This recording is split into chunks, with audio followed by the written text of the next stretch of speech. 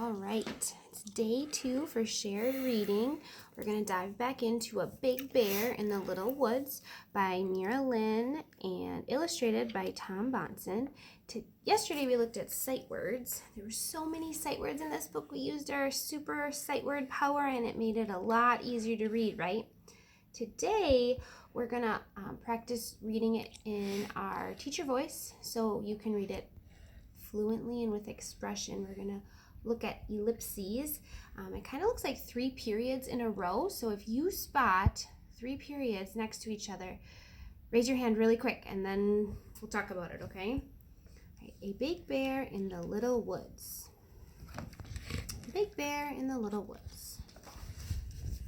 Toad, Skunk, Mouse, and Snake were friends, and they lived together in the pretty little woods. They all felt safe and snug. Until one day, oh, I saw some hands go up. Look at that. There's 3 periods in a row. They're not called periods when there's 3 of them together. They're called an ellipses. Can you say that word? Oh, that's a tricky one. Good job. When we see those in the text, usually it means we should pause for a second, kind of like when we see a comma, but it usually means there's like a surprise coming. We oftentimes see them on the second to last page of a book.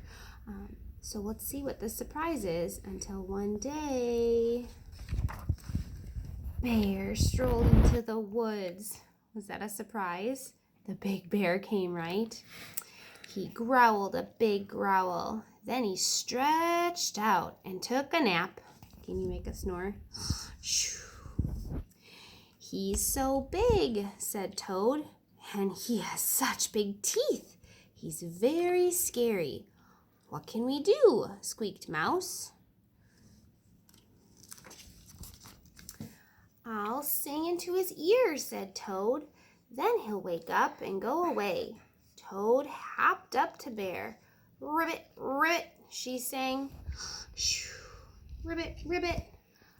But Bear did not wake up. That's the pattern that repeats, right? Good job with that pattern power. I'll hiss and scare him, said Snake. Then he'll wake up and go away. Snake slithered up to Bear. Sss, sss, he hissed. But Bear did not wake up. Bear must be hibernating. He's in such a deep sleep.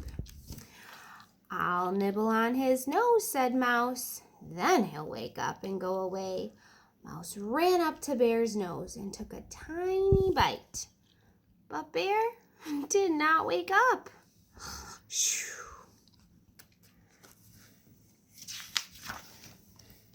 Skunk didn't say a word. She just tiptoed up to Bear and lifted her tail. Bear twitched a little. He opened his eyes.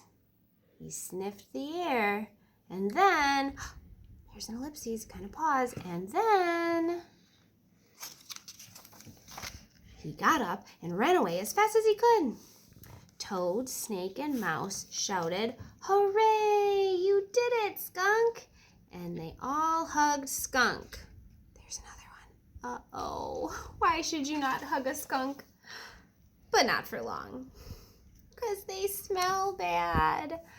All right, today and every day when you're reading a book, if you spy an ellipses in your book like this, 3 periods in a row, remember, slow down and pause for a second because a surprise is probably coming on the next page or part. All right, really quick, I have a turn and talk question for you. So find a grown-up, a brother or sister, someone in your house, a pet, a stuffed animal. I want you to think about this. The animals, they were all afraid of Bear. Why do you think that is? Why were Skunk and Toad and Mouse and Rabbit so afraid of Bear? Because he's big, yep. Oh, he has big teeth, right? And he might eat all of these animals. He's a predator and they're his prey, right? Do you remember when we learned about that in science? Yeah, and he's taking up their home. They're living there in the woods, right? And he just barged in. Would you like it if someone barged into your house? No way. All right, good job answering today. I hope you liked our story. We'll dive into this book one more time tomorrow, and then it'll be an old favorite, right? I hope you have fun reading